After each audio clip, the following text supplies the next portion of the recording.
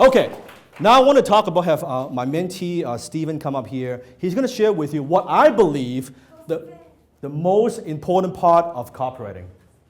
So I've been training Stephen for now a number of months now on how to write copy. Now here's the thing. What I want you to do, I want him to walk you can see he'll walk you through the process of what he does. What you want to, pay attention to this, what you want to get out of this is when you work with a copywriter, ask yourself, does your copywriter go through the same process, okay? So I'm giving you like almost a buying criteria. Does that make sense? So pay attention. So Stephen, a round of applause. Thank you. Okay.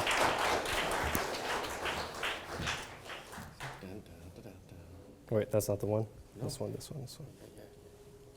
Jeez, man, come on. Okay.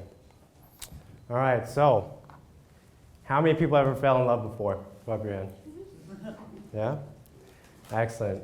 Now, did you know that people say love is one of the only socially acceptable forms of insanity? I know, right? So a couple of years ago, back when I was still in university, I made one of the best decisions. I took an exchange program to Singapore and studied there for 1 semester. Now, the second day I got there, I met this girl and I fell madly in love with her. Her name was Lena. She's a cute Korean girl. Looked like she was half European, half Asian.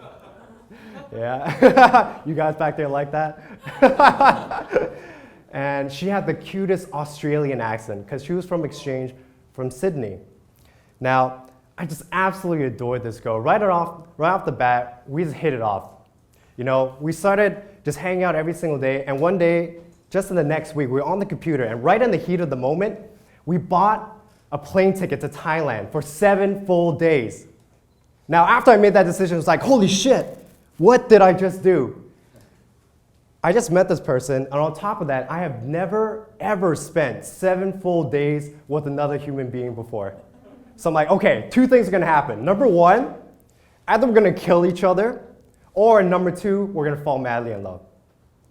And of course, you know it's a love story, so we did fall in love. And after we came back, we did everything together. We had breakfast together, we studied together, you know, we hung out with friends, we took like 1 million selfies every single day. Now, there's this one trip that I remember in particular. After we came back from Thailand, we booked a couple of other ones. One trip in particular, and we're in this tiny little island in the Philippines. And we just went to dinner at this restaurant. You know, they had live music, they got some fresh mangoes, they have fresh fish. And after we exited the restaurant, I remember I looked up into the sky, and it was completely filled with stars. Just fully full of stars, and every 10 to 15 seconds, I would see a shooting star go by. And I remember I was holding Lena's hand, and we were talking about life. We were talking about our biggest dreams. We were talking about our relationships with our family members. And in that moment, I just felt present. I completely forgot that I was on exchange. I completely forgot that I just met this girl. And right then and there, I made a promise to myself that I was going to do whatever it takes just to spend a little bit more time with her. So after we went back to Singapore from the Philippines, you know, the semester just flew by. 4 months went by so fast. And, you know, it was time for a reality check. I always had to go back to Vancouver, and she had to go back to Sydney. And Singapore was about to kick us out within a week. But I was thinking, you know what, I'm not ready to let go at this point. I want to spend just a little bit more time. I'll do whatever it takes just to spend a little bit more time with Lena. So out of desperation, I'm like, okay, you know what, I came up with this plan. I was thinking, okay, I'm going to contact the host families in Sydney. You know how these families, they have an extra room for students that you can rent? So I was thinking, okay, I'm going to write up this email, and I'm going to try to, whatever I can, say whatever I can to persuade them to let me stay at their place for free. Because at this point, I was completely out of money. But I made a promise to myself, right? I want to do whatever it takes. So I pulled up the email. In the subject line, I wrote, "Be the reason 2 dumb lovers can stay together." Be the reason 2 dumb lovers can stay together. And that's when I started writing this email. I spent a good 6 hours writing this email, just completely pouring my heart out into this email because I knew, okay, this is the difference between me going back home, never seeing this girl again, or just me buying just a little bit more time with her. Right? So I edited, I poured up a lot of emotion, trying to add some value to the host families too, saying how I can cook for you too. I can help you clean your house. I can teach your friends and your kids Mandarin if you have kids. All you have to do is let me stay in your place. So I spent tons and tons of time on this email, and after I proofed it, read it, I sent it off. I sent it off to as many people as possible. I'm like, okay, this is it. Either I'm going to go back to Vancouver, or I'm going to get a chance at Sydney. Sent it off. Very next day, got an email in my inbox from Troy. Troy said, wow, Stephen, couldn't stop reading your story. Saved you a room. I'll see you soon. At that moment, I learned one of the most important lessons in my life. Because of my words, going back to what we're talking about today, because of my words, I was able to influence someone else to do something for me. And that was really, really powerful. In my case, I would influence Troy to be able to let me stay at his home, but then I realized, you know what? Words are worth so much more than that. I can turn words into money. And that's what we're here to talk about today, how to turn words into cash, right? So what I'm going to do right now is I'm going to give you 5 proven steps that I do as a copywriter and walk you step by step to how to create compelling copy. So first step, very, very important. The first step is to do tons and tons of research like a copywriter. Okay, so I'll walk you through step by step how I do it. Right now I'm working with Levine Organic Skincare, and Linda's in the back over there. And they sell organic skincare products, beauty and skincare products. So it's a female demographic, and I'll tell you the first thing that I did. First thing that I did was I went to all the major beauty magazines and women magazines in general and subscribed to these newsletters. So I went on to Oprah, I went to Cosmopolitan, I went to Allure, I checked out videos by Michelle Phan on YouTube, all for the purpose of collecting all of these words that trigger action, build curiosity, trigger action, spark curiosity, grab attention, and basically just start collecting them on a piece of paper because that's very, very important. You're going to write all of your copy based on this research that you do. Second step that I do is I go to Amazon. I check out all the best-selling products and what kind of copy that they use. Try to figure out, okay, what kind of phrases really trigger people to take action after reading this. Because after all, copywriting, the only purpose of copywriting is to sell, right? Third thing that I do for research is I take a look at the customer reviews. This is very, very important because within the customer reviews, what are you going to find? You're going to find the deepest pain points, right? You're going to find the deepest desires. You're going to find all of their objections, and you're going to figure out what kind of language that your target market talks in. You figure out the kind of conversations that they have in their head. So that is very, very important. You want to be able to engage with the reader and the target audience in a way that they want to be spoken with too. Because at the end of the day, everybody wants to buy. They just want to be sold. So you have to be able to connect with the audience.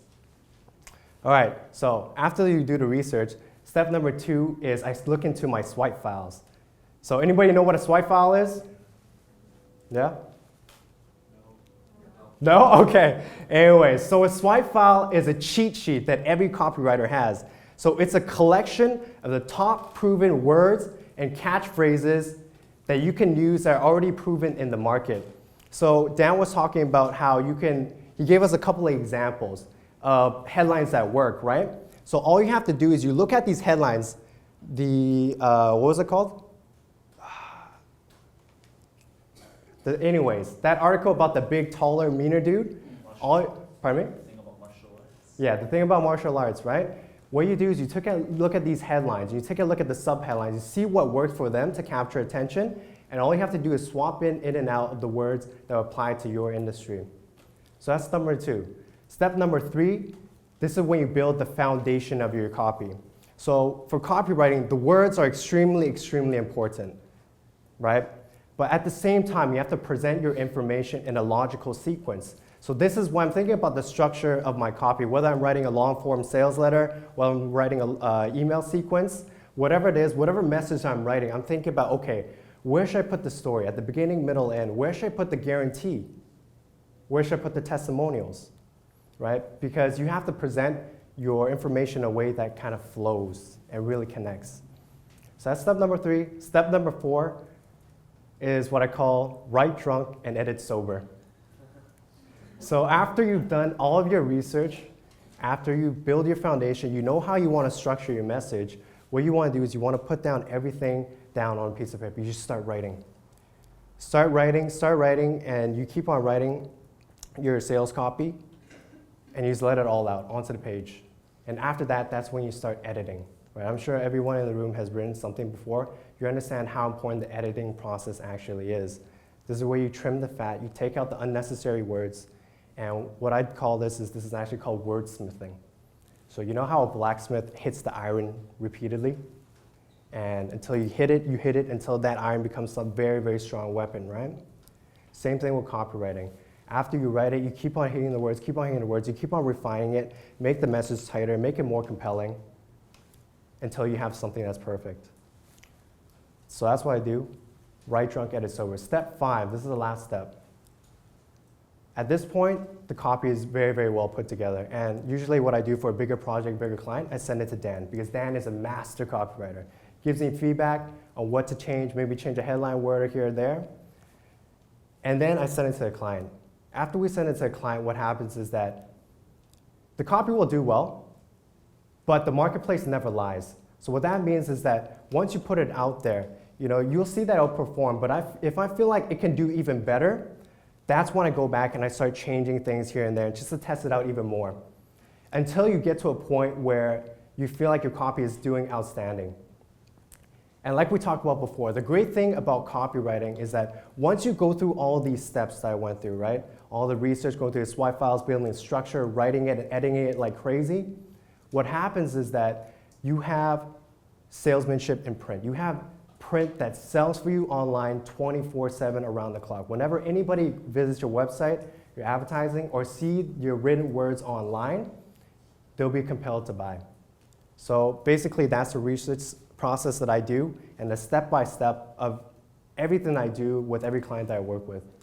So that's about it. Oh, boss.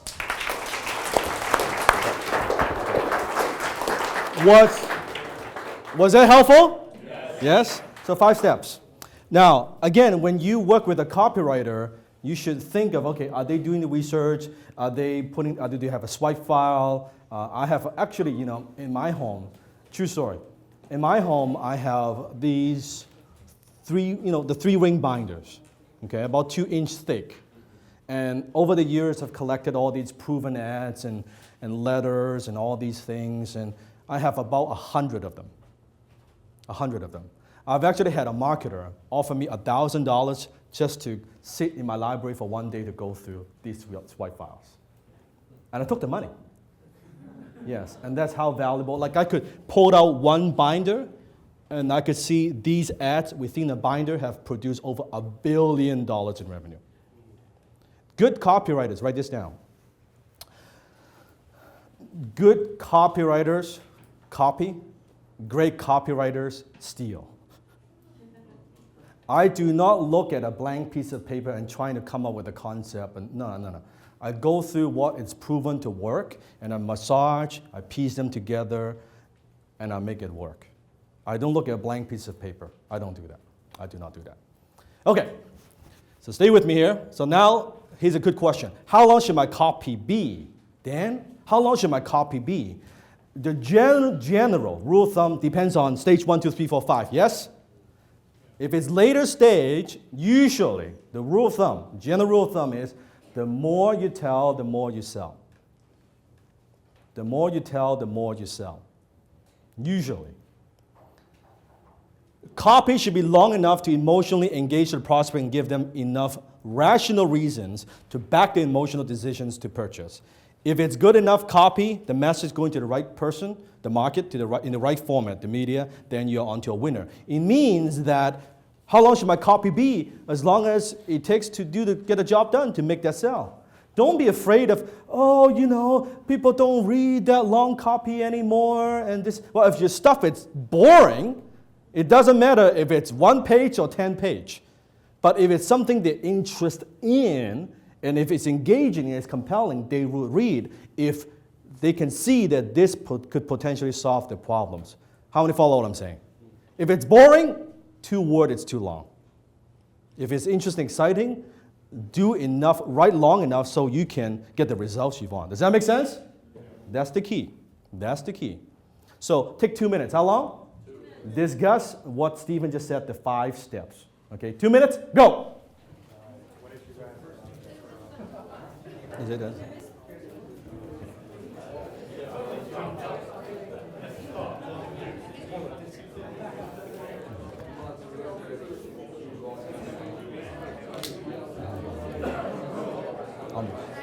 Almost.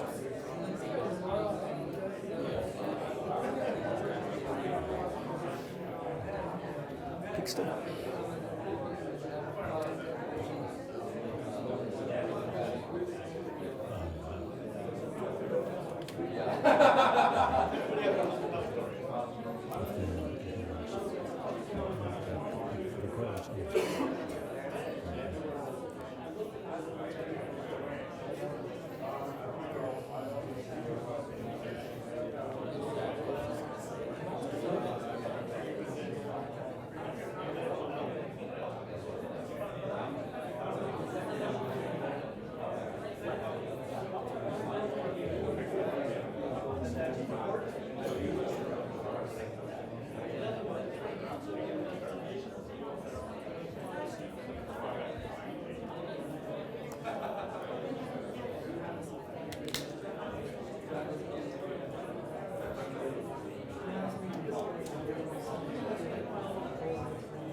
$15 分鐘，10分鐘。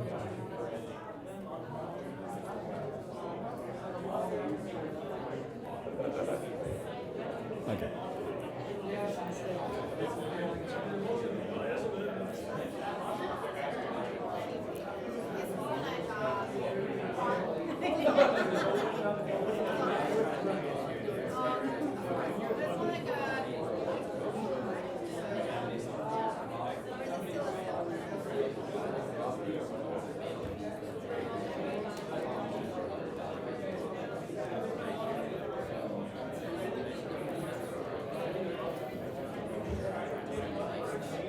Okay, 30 seconds.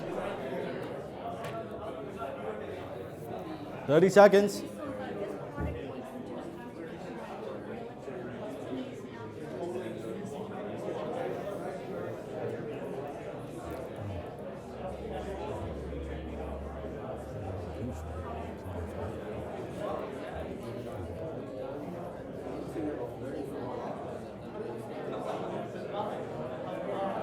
Okay, stop. Give your partner a high 10 and say thank you for sharing. Come on.